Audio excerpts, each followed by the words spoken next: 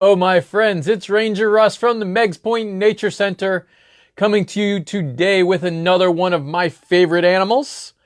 Before we do that, let's do our quick reminders. I want to let everybody know that this coming Saturday, I have a very, very special guest coming to the Meigs Nature Center. We are going to be discussing Native Americans that lived along the shore, so particularly the natives that lived on the shore of Connecticut with Dr. Nick Bellantoni. That will be Saturday at 10 o'clock. So I'm really looking forward to this. We're going to be doing it on Facebook Live. We're going to try and connect a Zoom to Facebook Live. So we might be able to do some Zoom meeting lecture as well. So look for that this coming Saturday, 10 o'clock. If you can't connect to us on Zoom, you can always watch it on our Facebook page like you're watching this program now. Also, if you miss any of these live programs, I really want to encourage you to go to the archives and look at our past programs. There are two ways that you can do that. You can visit YouTube, go to the Meigs Nature Center YouTube channel, and please subscribe to that channel. You can also go to our website, meigspointnaturecenter.org, visit the Virtual Learning Center, and you can see the videos with additional educational content. So some great things are being added there all the time. Now, many of you are regular watchers, and I see that you're already putting up where you're messaging from. So very happy to see Cromwell, Westerly, Uncasville. I think I saw Michigan, Ohio. All right, so good group of people so far. And let's get ready to talk about our favorite animal for today. And again, I have lots of favorite animals, and a very wise woman once told me that you can have lots of favorite animals. Your favorite animal is the animal that you are learning about on that day. So my favorite animal for today are sea stars. Now, these are not starfish, and we'll talk about the many reasons these should not be called starfish as we go. So I really encourage you to call them sea stars. There's a little bit of cobweb on that one. Okay. These haven't been used in a while because the Nature Center is closed. So this is part of the program that we do. This is a dead, dried sea star. Now I'm going to say right off the bat, and I have been guilty of this in my youth, I was not aware, but you should not take a sea star out of the water. All right, right off the bat. They will not be able to survive. It's not going to be instantaneous. I've read a lot of things where people are like, 1 minute out of the water and they're going to die. They're not dying that quickly. But 1 minute out of the water can damage them. And if they are taken out of the water repeatedly, so if you take it out for a minute and you put it right back, even if it's just a few seconds.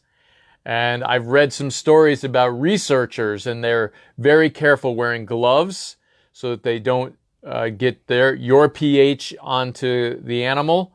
But they take them out, do their measurements, and put them right back in the water. But they're doing it on a regular basis. The sea stars do not survive. So keep that in mind. Removing a sea star from the water is not good, and most likely will be fatal over time, if it repeatedly happens. All right, so there are there are more than three types of sea stars in Long Island Sound. We've got 3 sea stars that have 5 legs. Actually, we have more than that too. And then we have other sea stars called basket stars or brittle stars that have more than 5 legs. Now, I have this great book. This is the first time I think I'm showing everyone this book. But it reverses, doesn't it? This book, this is the field guide that I use for identifying species in Long Island Sound. So the typical sea star that you think of, we've got these 3 here. And then you do get some of these wider ones like this. So some of the species, winged sea star, mud sea star. But then these are what I was talking about, the brittle stars. Okay? They have long, twisty legs. Okay? So sea stars, although most commonly have 5 legs, like this one. This is a blood star, so this would be bright orange or red when it's alive. So most of them do have 5 legs, but they can have up to 40 legs. The sun star has 40 legs. We don't get sun stars here, but the sun star has 40 legs. And as far as I know, that's the sea star that has the most legs. Now, I'm going to really try and not say starfish. You know, I grew up learning it as starfish. Most of you probably heard it as starfish. The children's books you look at, most of them, I haven't found one yet that refers to them as sea stars. So we really want to take them away from the starfish. Fish have scales and gills. So these don't have scales or gills. These are not a fish. They do not use gills to breathe. Think about that. They don't even have a heart. They don't even have a brain. These are one of the most unique creatures in the world. Now, they are in the echinoderm family. So they're with urchins, sea cucumbers, trying to think of the one, sand dollars. That's sea biscuits. Those are echinoderms. No brain, no heart. That's what we're looking at here. And I have got another one. This is a northern sea star. Another it always wants to focus on me. There we go. This is a northern sea star. Very tiny. So they can reach adult size, which is a little bit larger than this, in about 15 days. And usually reproduction occurs after about a year. So very cool. And I believe, I don't remember exactly, but I think they live up to 35 years. So that's always pretty cool. Now you see, again, it's going to focus on me. This one has a very faint line down the legs. See if we can focus on that. There we go. That little faint line, that tells you it's a northern sea star. These can be really dark red. Look at the dot right there. See that little dot? That's not an eye. That's another thing that I learned when I was a child. That's the eye of the sea star. That is not the eye. That is the Madraporite. A Madraporite, most echinoderms have it. It allows water flow. So they don't breathe with gills. They use that Madraporite, allow salt water into their system, and then inside they've got tubes all through their body. They don't have blood or a circulatory system like a heart. They don't have a brain. Lots of things they don't have.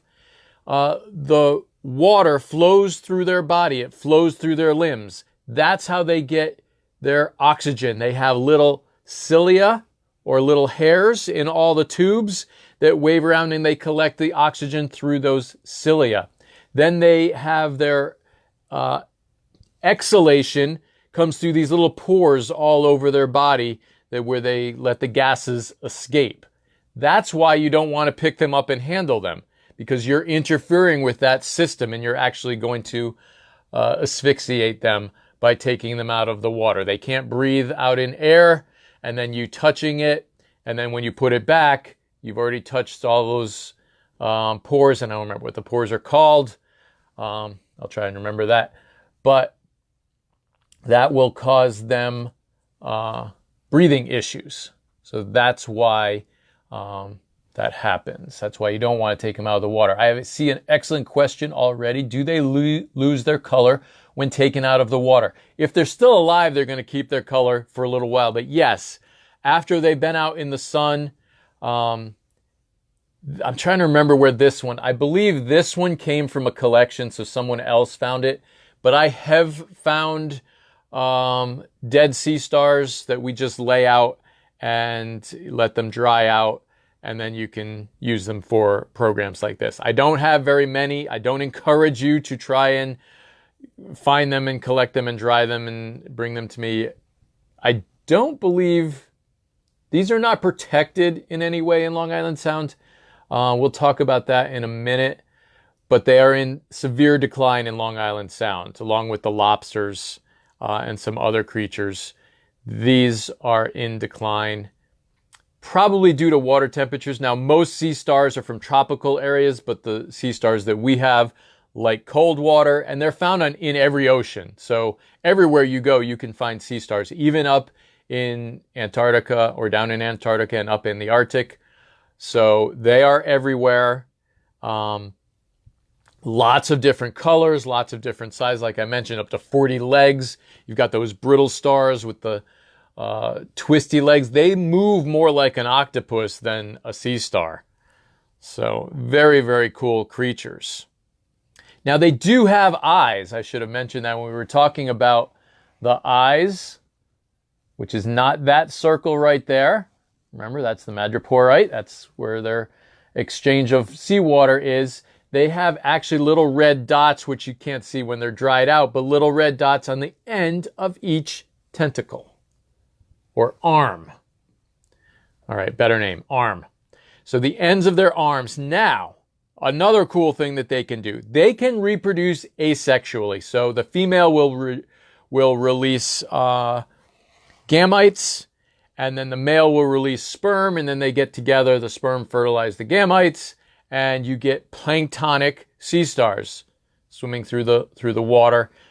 As they grow and develop, they end up settling down to the bottom, and they move around that way. But they also can reproduce through regeneration. So if you cut a sea star up, as long as you have a good section of it, it can regrow from one of the arms. So if you cut it into smaller pieces, you're going to get a few sea stars. Now, there were a few occurrences in history where there were these mass productions of sea stars. Long Island Sound had one started in the 40s and then got into the 50s, that there were lots of sea stars, and they felt that the sea stars were threatening oyster beds in Long Island Sound. And the oyster industry was very powerful in Long Island Sound for a time. Also in Chesapeake Bay, they had a very powerful shellfish industry. And I don't know if it occurred the same way in Long Island Sound, but when I was in school, I learned about what caused the massive increase in population of sea stars in Chesapeake Bay. And what was happening, because they like to eat bivalves, they will also eat some snails. They'll eat other echinoderms, so other sea stars or sea urchins. They can eat some crabs if they can get a hold of them. And if they find something dead, they will scavenge that. So we'll talk about how they eat in a second, but I want to talk about what happened in Chesapeake Bay. They were finding the sea stars. The fishermen would bring up the shellfish, and the sea stars would be there eating the shellfish. The fisherman's like, "Oh, that darn sea star," and they would get out their cleaver or knife or whatever, chop that sea star up and toss it back into the ocean. If you cut this into 5 equal portions, you don't even have to be equal. If you cut each leg off, you're going to get 5 sea stars. So they would chop it up, throw it back in. A couple of years later, you've got 5 full-size sea stars. It takes them over a year to regenerate completely. But it doesn't take them long before they're able to start eating. So what the fishermen were doing, they were chopping them up, throwing them back in, chopping them up, throwing back in. They were causing this massive production of sea stars. Fishermen didn't realize it. They thought they were killing the sea stars by doing this. Scientists came along and they started looking into it, and they realized what the fishermen were doing. And they educated the fishermen. They said, you have to stop doing that. You're not helping yourself by cutting them up and throwing them back.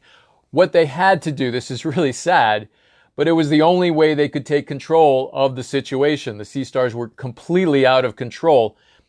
And we've learned many times, I've talked about this in nature, if you disrupt the balance, there goes your populations. So there were so many, and the fishermen were producing more, that they actually started to impact the shellfish. They don't think that originally that this was a cause of shellfish decline. Okay, sea stars don't eat that many shellfish.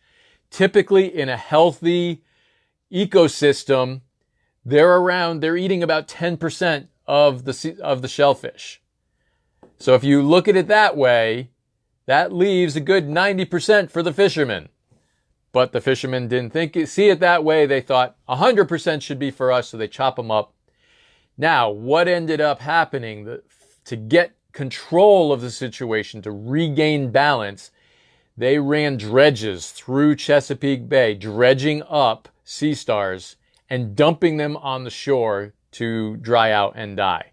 That was the way you had to control the situation. Now, I have not been able to research much to find out if the same thing happened in Long Island Sound or not, but I know that this happened in Chesapeake Bay. I had to write a whole paper about it. So very interesting that's the way that they had to get the balance back into nature. Now in Long Island Sound right now, our oyster beds are starting to pick up. Our shellfish are coming back. We're able to open up more beds for clamming because the water is getting cleaner.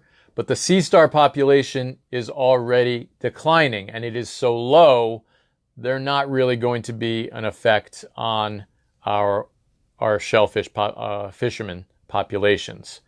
So it's unfortunate, I think mostly because of the change in water temperature.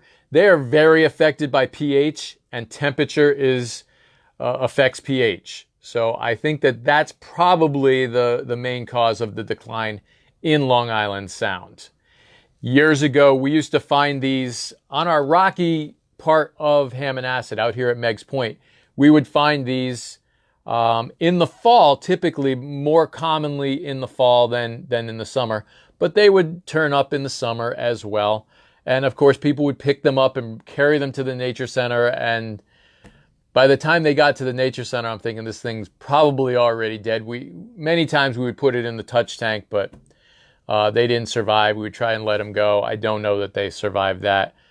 Going from the shore to the nature center, usually people were carrying it. That's more than 5 minutes, so that unfortunately they're not surviving that. All right, let's talk about the way they eat. I already mentioned what they eat. And the way they do that, they're really, really awesome animal. I love sea stars. They have 2 stomachs, okay? Now, most animals digest their food by ingesting the food. Stomach is all around the food and you're able to digest it. Sea stars are a little different. They turn their stomach inside out. So they will squeeze their stomach out of their little opening. That has a special name too, which also I don't remember. We're going to have to put this up on the website when we put the video up. We'll put a list of all the parts of the sea star that I've forgotten. But at least I remember the Madraporite. But so they will take that stomach and they will squeeze it out and they wrap it around their food and digest their food. Their stomach is very thin. The stomach lining is very thin, and they can actually squeeze it into a bivalve, like a clam or an oyster.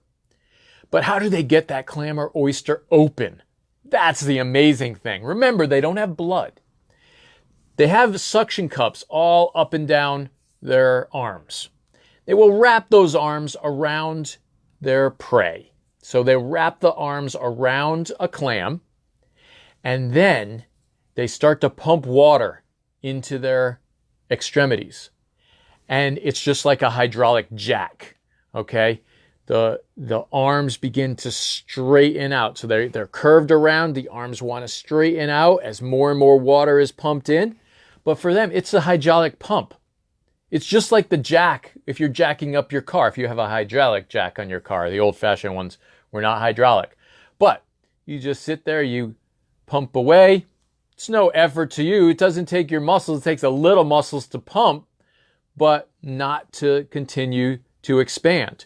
Once the water is in there, there's no strain on any muscles that the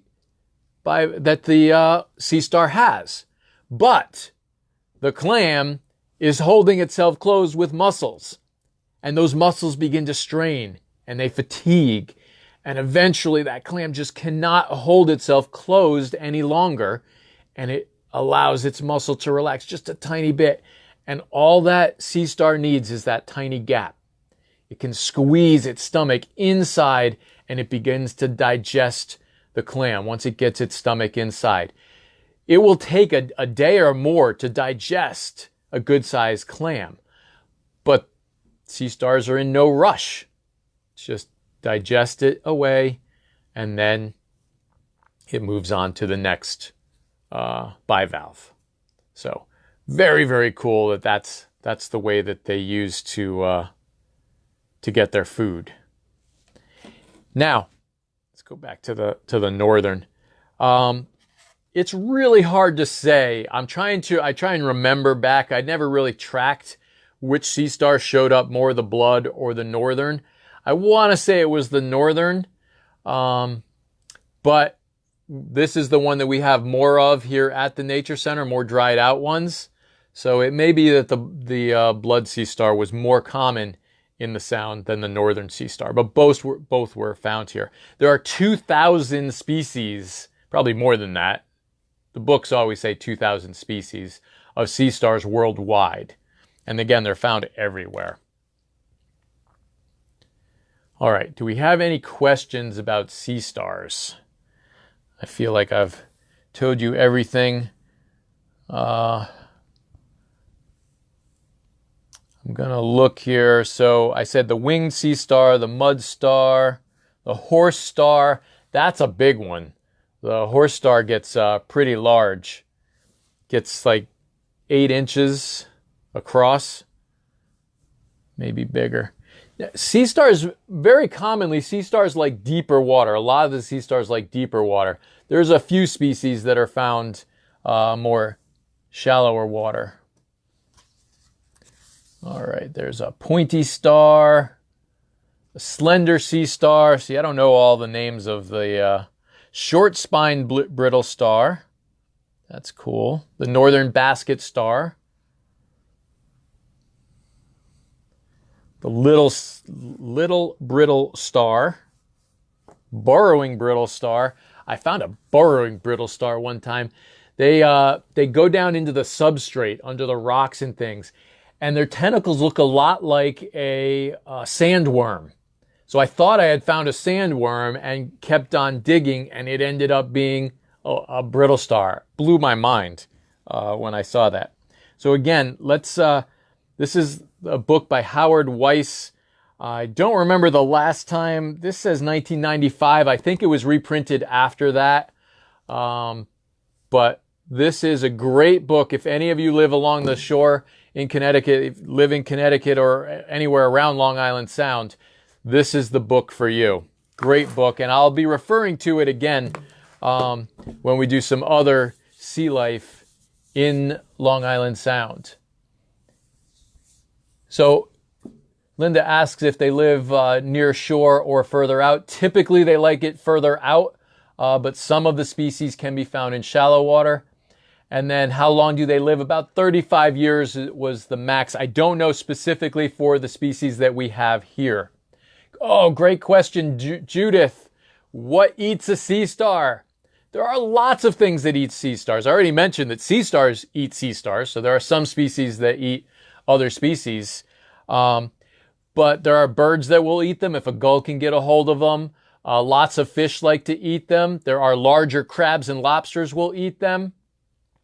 I think that's about it. That's a lot of things, though, when you think of fish, crabs, birds. There's a lot of things that like to eat them. Growing up on the Thimble Islands, we used to find Oop. The question got moved there. There we go.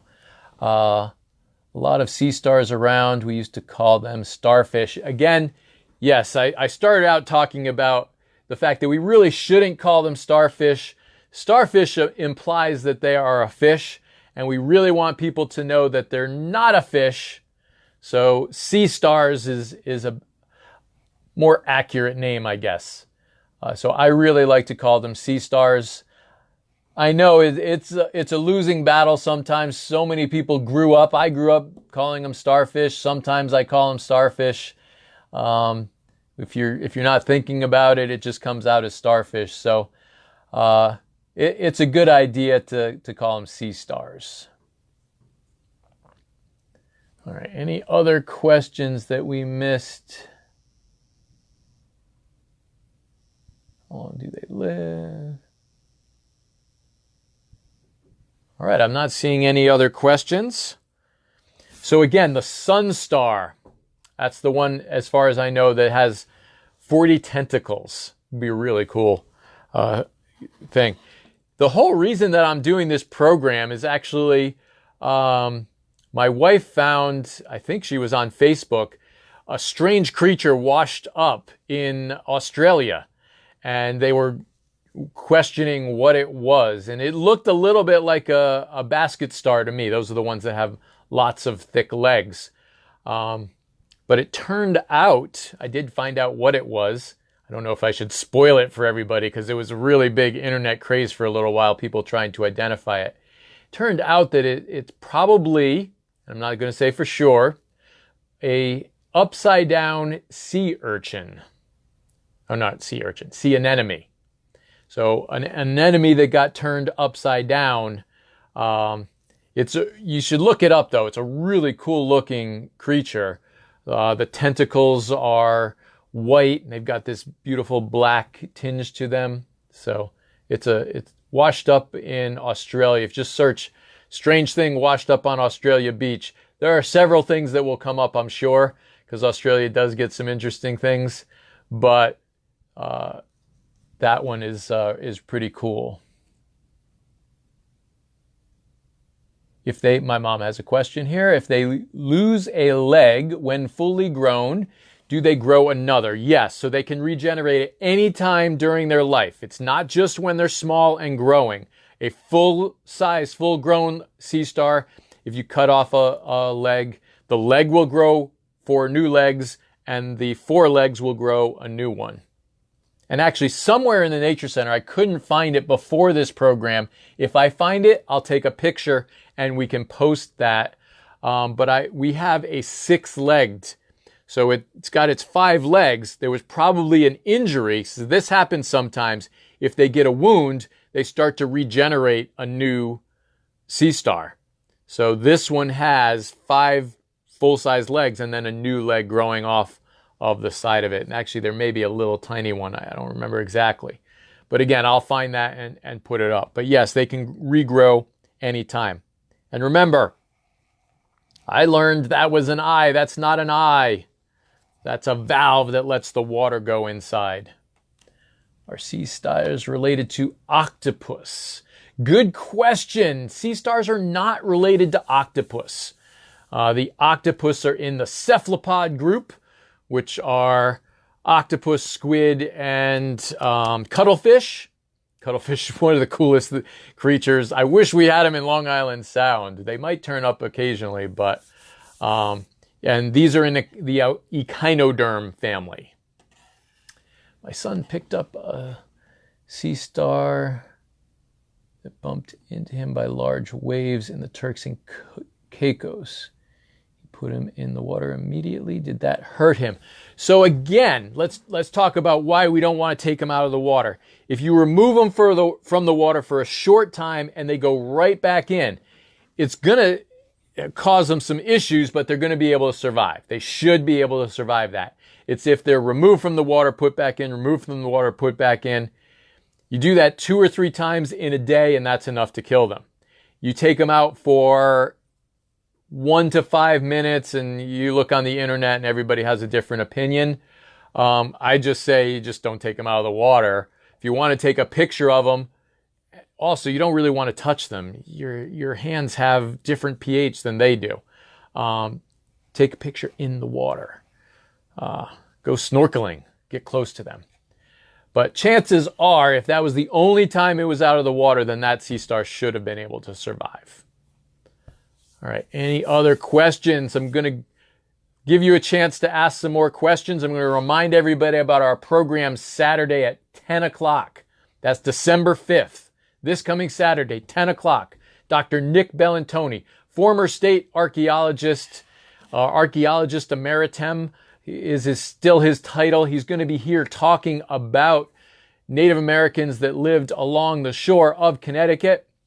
We're going to have him here at the Nature Center, so I'll be able to film him. I'll have a mask. We'll be distant. We'll be all safe. Everyone out there, please stay safe. But that's going to be a great program. Also, these programs will continue to happen Tuesday through Friday at 11 o'clock. So look for them. I do have some time that I need to take before the end of the year. So look for me to be taking some time off. It's that time, if you don't take it, you lose it. And I have plenty of things to do around the house, so I need to take that time. All right. I'm not seeing any more questions yet. No, very good. What is that? All right. I already answered that question. Very good. Also, I want to remind everybody, I did mention it once, but look for January program series coming up, Women Leaders in Conservation. I'm very excited to bring this to you guys. We're going to be talking about this first set of 4 women. We're trying to focus on women that are from Connecticut or did their conservation in Connecticut. Let's put it that way. Most of their conservation efforts were in Connecticut. And then next year we'll be doing the program again. I have at least 2 years worth of programs. So that's if we do 4 women per year. So very excited to be bringing that. That's going to be not the first Saturday, which the second Saturday, I believe, is the 9th of January, 10 o'clock. Look for those programs for the Saturdays in January. All right. Well, I hope everybody enjoyed this program. Again, this is one of my favorite animals. These are absolutely amazing. Amazing creatures. So, this is Ranger Russ. Hope you enjoyed the program. Hope to see you next time. And someone who's mentioning this, Virginia's mentioning, grew up in Mystic where there were abundant. Thanks for explaining. Very cool. Yes, Mystic was, and the further you got towards Rhode Island, the more sea stars you had potential to see because they like the colder, more salt water. There's a fact that I didn't tell you. Sea stars cannot live in fresh water. They don't even like brackish water where fresh water mixes with salt water. They are salt water. All 2,000 species, salt water only. There's my last fact for the day. So, I hope you enjoyed it. I will see you tomorrow at 11. Until then, this is Ranger Russ signing off.